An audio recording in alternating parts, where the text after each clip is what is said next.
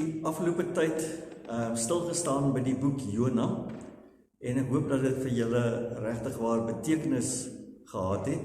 Ons gaan vandag begin met 'n nuwe reeks en ek wil hê dat julle julle Bybels moet oopmaak by Johannes hoofstuk 5. Dit is een van die gedeeltes wat ons gaan lees, maar dit is die kerngedeelte daarso. Ons het vir Jona afgesluit met die tema kanse, keuses en konsekwensies en vandag se preek is 'n inleiding tot ons nuwe reeks Laat los, laat God. Maar dit sluit ook aan by daardie kanse, keuses en konsekwensies. So ek wil vanoggend begin om vir jou te vra, weet jy wat die koutjie effek is? Dit is ook bekend as die hockey effek of in Engels die cage effect. Nou, dit is 'n sielkundige en sosiale verskynsel, sê Google. Ek het dit mooi gegoogel. En dit verwys na 'n situasie waar 'n persoon vasgevang voel in sy of haar eie denkwyse, omstandighede, vrese of gewoontes. Dit is 'n gevoel wat 'n persoon het. Dit is asof hy of sy in 'n onsigbare koutjie of hokkie leef.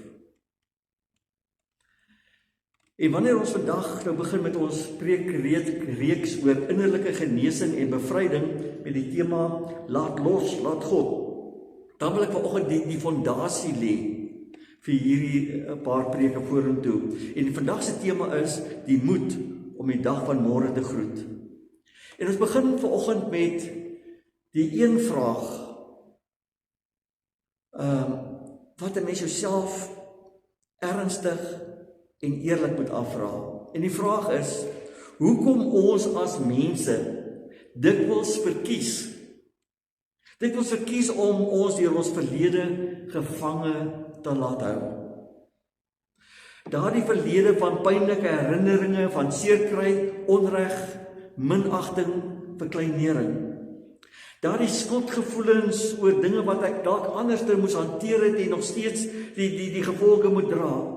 Die gevoelens van verwerping en minderwaardigheid, trauma van kinderdae af wat 'n onuitwisbare letsel op jou lewe gelaat het, 'n verlede wat jou so vashou dat dit jou versmoor. Dat dit jou hele lewe beheer en jou gedagteprosesse beheer en jou gevange hou, eerder as om los te breek en bevry te word en die toekoms in te gaan in die nuwe lewe wat God vir 'n mens gee. Hoekom verkies mense dikwels om vas te hou en in die verlede te bly leef? So, die vraag waarmee ons vanoggend begin in die eerste plek is, wat hou jou gevange? Nou kyk, daar is baie redes wat maak dat 'n mens gevange bly. Ek gaan nou vanoggend sommer net 'n paar vir julle gee, maar baie redes. En as jy vanoggend eerlik genoeg is met jouself, sal jy dit herken. Want daar's bitter min mense wat ongeskonde deur die lewe gaan. Daar's bitter min mense wat sonder letsels deur die lewe gaan, letsels wat die lewe hulle toegevoeg het. Daar's bitter min van ons wat nie een of ander bagasie van die verlede saamsleep wat ons siel uitput en ons vermoei nie. Ons weet dat ons hierdie laste moet afgooi en die bagasie laat staan, want Jesus nooi ons in Matteus 11 vers 28, kom na my toe almal wat uitgeput en oorlaai is en ek sal vir julle rus gee.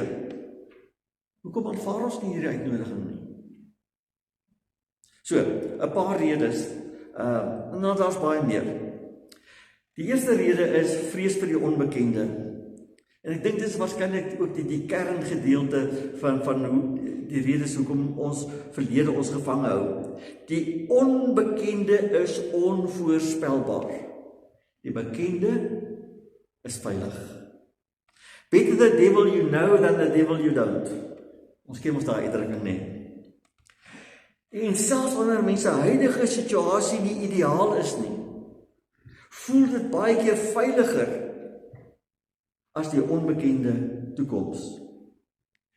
Dit is soos die Israeliete wat uit Egipte bevry is en telke male daar, terwyl hulle in die woestyn is, dan wil hulle teruggaan na Egipte toe om weer slawe te wees in Egipte, want die slawerny was vir hulle die veilige. Die toekoms was vir hulle die onbekende. En hulle het nie geweet of die toekoms dalk veiliger, beter gaan wees as wat hulle gehad het nie.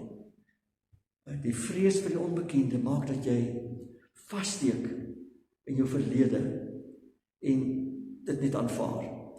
Maar tweede is ook die vrees vir mislukking. Dat wanneer 'n mens ergens so vasgevang is in die verlede in 'n patroon, dat jy begin dink, as ek nie probeer nie, dan sal ek ook mos nie misluk nie. So, laat ek bly waar ek is. Wat as ek nie beter vaar in my nuwe lewe as die oue waarin ek vasgevang was nie? Sal ek beter kan doen as ek 'n breek maak met die oue? Wat gaan dit my kos om te probeer verander en gaan dit die moeite werd wees om uit hierdie groef los te kom? Gaan ek die nuwe vry, die nuwe omstandighede, die nuwe leefwyse volhoubaar kan hanteer? Of gaan ek ergens langs die pad hier terugval in my ou groef? Daar die vrees vir mislukking. Maar daar is ook baie keer onkunde. Ek weet nie hoe om te verander nie. Ek weet nie wat om te verander. Ek weet nie of dit ek is wat moet verander en of dit my omstandighede is wat moet verander nie. En daarom doen ek liewer niks as om te probeer om te verander en uit die groef te kom, want dit veroorsaak net nog meer moeilikheid en meer probleme as ek dalk probeer uitbreek en wegbreek. Maar ook die vierde plek, die gebrek aan hoop. Ek dink dit is ook 'n kardinale gedeelte hoekom 'n mens nie maklik verander nie. As iemand glo dit gaan tog nie werk nie. Ek het al voorheen probeer en dit het nie gewerk nie. Hoekom sal dit nou probeer? Ek het geen hoop eintlik dat dit gaan verander nie. Dan probeer mense ook nie meer nie. Want hoop is die stuurkrag, die energie vir verandering. En wanneer daar geen meer hoop is oor die toekoms dat iets beter gaan inhou nie, dan voel jy ook nie dis nodig om te verander nie. Want dan het jy vrede gemaak met jou omstandighede, jy het vrede gemaak met jou vrese, met jou herinneringe, met jou skuldgevoelens, en jy beskou dit is maar deel van die lewe. Ek moet maar net leer om daarmee saam te lewe vir die res van my lewe. Maar die vyfde een is ook 'n geweldige belangrike een, identiteitsverandering. Mense bou baie keer hulle identiteit rondom die seer en die swaar kry van die verlede. Jy weet, jy loop deur die lewe sê, ek is daardie mens wat mishandel is, ek is daardie mens wat verwerp is, ek is daardie mens wat verontreg is, ek is daardie mens wat seksueel aangerand is, en almal kry my jammer. Dit is eintlik lekker, want dit is wie en wat ek is. En dit beteken dat ergens langs die pad het jy ophou leer lag. Jy het ophou om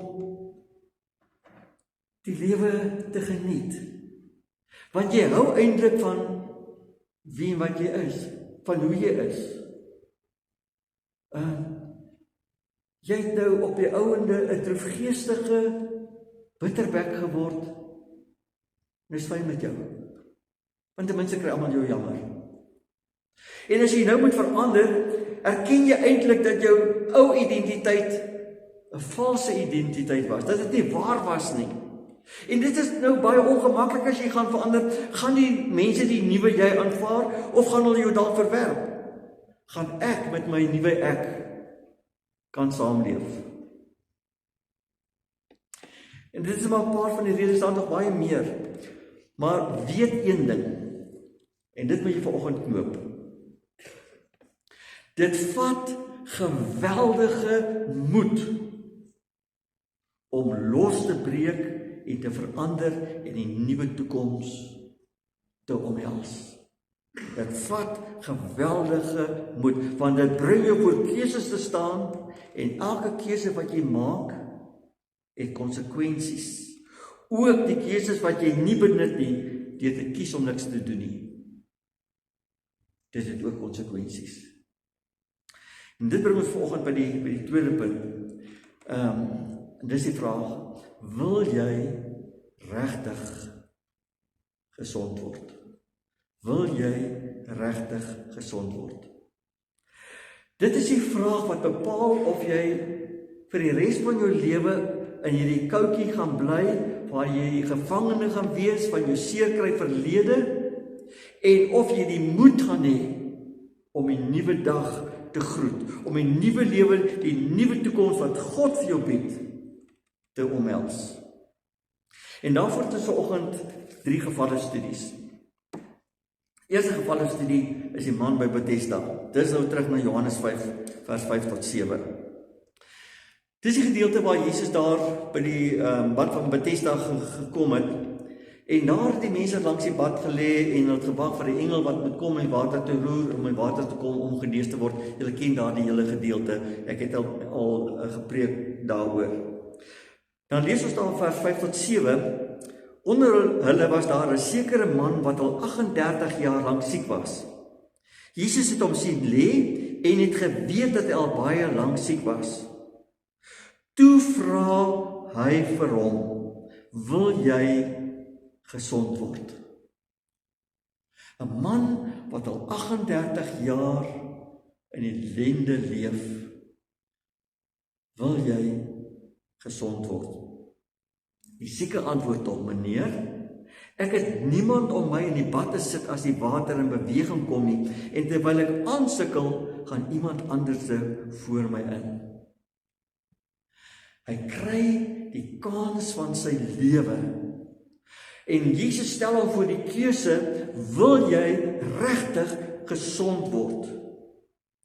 En dit gaan nie maklik wees nie, want sy hele bestaan het gewentel rondom die bad, waar hy elke dag lê en elke dag probeer en elke dag onsuksesvol is, elke dag 'n mislukking is en die hoop wat verdwyn. Dit was sy hele lewe identiteit. Maar sy roetine was vir hom bekend. Dit het vir hom die veiligheid verskaf. En nou as Jesus vir hom vra, wil jy regtig verander, dan die eerste ding wat in sy kop aankom, verskoning. Want nou hoef ek nie keuse te maak nie. Meneer, ek het niemand by om my bad te sit nie. As die water in die beweging kom nie, terwyl ek aansukkel, gaan niemand anders voor my in nie. Dis nie wat Jesus vir hom vra nie. Jesus vra vir hom, wil jy gesond word? Wat gaan hy met homself doen? As hy gesond word, en hy moet opstaan en wegloop van sy ou bestaan. En daarom eers hierdie ontwykende antwoord, onseker oor hoe sy nuwe toekoms gaan lyk, gaan hy dit kan hanteer. En dan maak hy die keuse. Sy antwoord het konsekwensies vir sy dag van môre. Hy skraap al sy moed bymekaar. Toe Jesus hom sê, staan op, vat jou goed en loop. Lees ons, hy het sy goed dadelik opgetel en geloop. Keuse gemaak, klaar met die ou lewe, nuwe lewe, wat Jesus vir hom aanbied, ongeag hoe onbekend dit ook al mag wees. Gevalle studie 2, Paulus. Hiervoor sal ek julle moet blaai na Handelinge toe. So as jy nie verder blaai van Johannes af, dan gaan jy by Handelinge 22 uitkom. Handelinge 22 van vers 6 tot 10. Dit is waar Paulus vertel wat eintlik daar in Handelinge 9 al gebeur het op die pad na Damaskus toe. Handelinge 22 vers 6 tot 10. Hy sê, terwyl ek op reis was en naby Damaskus gekom het daar teen die middag skielik 'n sterk lig uit die hemel op my gestraal. Ek het op die grond neergeval en 'n stem vir my hoor sê, Saul, Saul, waarom vervolg jy my? Wie is u, Here, het ek gevra. Ek is Jesus van Nasaret, het hy my geantwoord. Dit is vir my wat jy vervolg. Hoor nou hierdie gedeelte. Toe vra ek, wat moet ek doen, Here? Die Here sê toe vir my, staan op en gaan na Damaskus toe. Daar sal alles vir jou gesê word wat God bepaal het dat jy moet doen. En dan in vers 18 sê hy, ek het die Here gesien wat vir my gesê het, maak gou en gaan dadelik uit Jerusalem weg. Die mense hier sal nie aanvaar wat jy oor my getuig nie. Toe het ek gesê, ja Here, hulle weet dat ek die man is wat oral in die sinagoges die mense wat aan U glo laat vang en laat slaan het. God kom en hy stel vir Paulus voor 'n keuse. Sal jy vir Jesus vertrou en hom gehoorsaam, ongeag die onsekerheid en die konsekwensies van hierdie keuse wat jy hier en nou moet uitoefen? Want dit gaan sy hele identiteit verander. Nie meer die hoog aangeskrewe fariseer wat in die boonste kringe beweeg en jag maak op die Christene en hulle vervolg nie. Nee, hy gaan nou deel wees van hierdie nuwe sekte wat hulle Christene noem en hy gaan hierdie Jesus wat gekruisig is en wat ons sê in die dood het opgestaan het, gaan hy nou preek, onbevrees. En ek dink dat Paulus op daai stadium ook gedink het, o God, hoe gaan my lewe vorentoe lyk? Gaan mense my ooit aanvaar? En dan waarsku Jesus op. En dit maak die keuse nog moeiliker. Jesus waarsku om die gelowiges, die Christene, gaan jou aan die begin nie aanvaar nie. Jy gaan 'n opdraande stryd hê. Jy gaan verwerp word deur jou mede-fariseërs en beswaarder word. En ek dink Paulus het gedink op daai stadium ook, gaan my verlede, my kniealter, hoe gaan dit met bediening in die wielery? Want elke keuse wat hy maak, het hierdie bepaalde konsekwensie vir sy toekoms. Maar Paulus breek los van sy verlede. Hy laat sy bagasie agter. Hy gryp die nuwe roeping, die nuwe lewe wat God hom gee aan en dit kos geweldige baie moed. Dink jou in Paulus se omstandighede. Wat 'n geweldige moed het dit gekos om hierdie keuse te maak, hierdie verandering te maak. Die geweldige klomp opofferings wat hy moes maak. Hy skryf dit daar in Filippense 3 vers 13 en hy sê, maar een ding doen ek maak my los van wat agter is en strek my uit na wat voor is. Hy sê, ek het hierdie bagasie wat ek van my verlede, het ek eenkant gelos, agtergelos.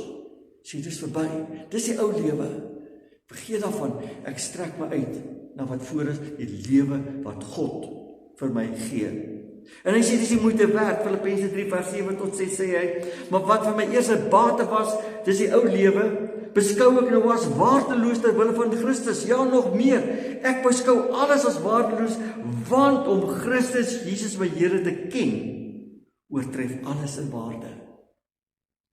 Nuwe waardesisteem in sy lewe, 'n nuwe lewe in diens van God. Gevallenstudie 3. Die verlore seun. Ook baie bekende gedeelte. Ons ken almal die jongste seun was vir sy pa gesê het, gee vir my wat my toekoms, gee my erfpos en laat ek die lewe kan geniet, want hier in die Vaderhuis is dit net 'n saai bestaan. Wie wil nou hierso bly terwyl jy die wêreld kan invaar en die lewe kan geniet? Nou vat hy sy geld en hy gaan mors dit alles uit en jy weet die draai van die storie dat hy op die ouende om tussen die varke bevind. Niks om te eet nie, hy moet saam met die varke eet wat die varke moet vreet. Kan jy daai ellende indink? Varke was die absolute pits van onreinheid. En hy moet saam met die varke gaan sit. Ons lees daar op vers 17 tot 20. Toe kom hy tot inkeer en sê, my pa het wie weet hoeveel dagloners en hulle het almal oorgenoeg kos en hier vergaan ek van die honger. Ek sal dadelik na my pa toe teruggaan en vir hom sê, pa, ek het teen God en teen pa gesondig. Ek is nie meer werd om pa se seun genoem te word nie. Behandel my soos een van pa se dagloners. En hy het sonder versuim na sy pa toe teruggegaan. Lukas 15 vers 17 tot 20. ek sal dadelik na my pa teruggaan. En hy het sonder versuim na sy pa teruggegaan. Hy is voor hierdie keuse. Hy het sy lewe opgemors. Daar's niks waarby meer kan terugval nie. Al wat by hom bly is hierdie mislukking. En hy het die keuse, hy kan bly waar hy is tussen die varke en dink daar's geen hoop op verandering, dit gaan nie help dat ek ooit teruggaan nie. My pa sal my nooit weer as sy seun aanvaar nie, en wat 'n vernedering sal dit net wees as ek daar by die Vaderhuis aankom. Ek kan my al indink hoe my oudste broer snedig gaan wees en my beledig en niks met my te doen wil hê nie, en gaan my pa my ooit terugvat. Die vernedering om eintlik weer weggejaag te word. Maar hy maak die keuse. En dit vat hierdie geweldige moed. Nie meer bereid om te bly waar ek is tussen die varke nie. Nie meer om te bly wie ek geword het in hierdie proses nie. Maar ek gaan opstaan. Ek gaan opstaan en breek met my ou sondige verlede en ek gaan teruggaan na my pa toe en probeer regmaak. En as ek nie meer werd om sy seun te wees nie, al is ek net werd om 'n bediende te wees. Ek is bereid om my nuwe identiteit te omhels, also beteken dit dat ek gespot en verneder sal word. Want ek wil nie meer gevange gehou word deur my ou verlede nie.